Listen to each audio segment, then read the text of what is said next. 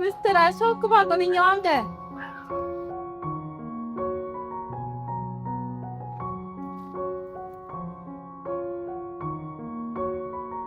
நேத்து போட்ட வீடியோ நல்லா இருந்துச்சு.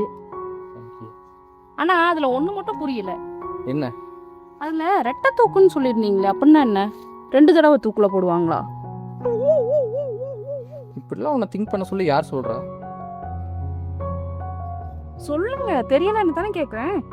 இந்த ரெட்டை தூக்கு அப்படிங்கிறது ஒரே வழக்கில் 2 குற்றங்களுக்காக தனித்தனியாக வழங்கப்படுற தண்டனை. புரியல. என்னப்பா புரியல அப்படிங்கிற? இப்போ ஒருத்தன் பாம் வைக்கிறான் அப்படிங்கிறது வச்சுக்கலாம்.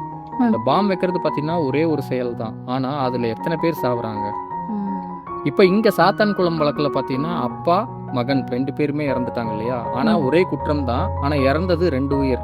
ஸோ அப்பாவோட பார்வையில் ஒரு மரண தண்டனையும் மகனோட பார்வையில் ஒரு மரண தண்டனையும் வழங்கியிருக்காங்க. ஆமா, ஒரு தூக்கு கொடுத்தாலே இறந்துருவாங்கல்ல, அப்புறம் எதுக்கு ரெட்டை தூக்குன்னு கொடுக்குறாங்க? Good question. இந்த ரெட்டை தூக்குங்கிறது எதுக்கு வழங்குறாங்கன்னா குற்றத்தோட கொடூரத்தன்மையை வந்து காமிக்குது, அதுக்காக தான் அப்படி வழங்குறாங்க. ஸோ குற்றவாளி தப்பிக்கிறதுக்கு நம்ம சட்டத்தில் நிறையவே இடம் இருக்கு. அதாவது ஹைகோர்ட் போகலாம், சுப்ரீம் கோர்ட் போகலாம், அதுக்கப்புறம் ஆளுநர்கிட்டையும் குடியரசுத் தலைவர்கிட்டையும் கருணை மனு கொடுக்கலாம், சீராய்வு மனு கொடுக்கலாம். ஸோ இவ்வளவு விஷயங்கள் இருக்கு. இதெல்லாம் தப்பிக்கிறதுக்கு தான் பார்ப்பாங்க இல்லையா? ஸோ இதுல இருந்தெல்லாம் தப்பிக்க கூடாது அப்படிங்கிறதுக்காக தான் இரட்டை தூக்கே கொடுக்குறாங்க. ஓ, அப்போ ஒருவேளை இந்த மாதிரி கருணை மனுவெல்லாம் போட்டு ஒரு தூக்குல தப்பிச்சிட்டாங்கன்னா இன்னொரு தூக்கு போட்டுருவாங்களா?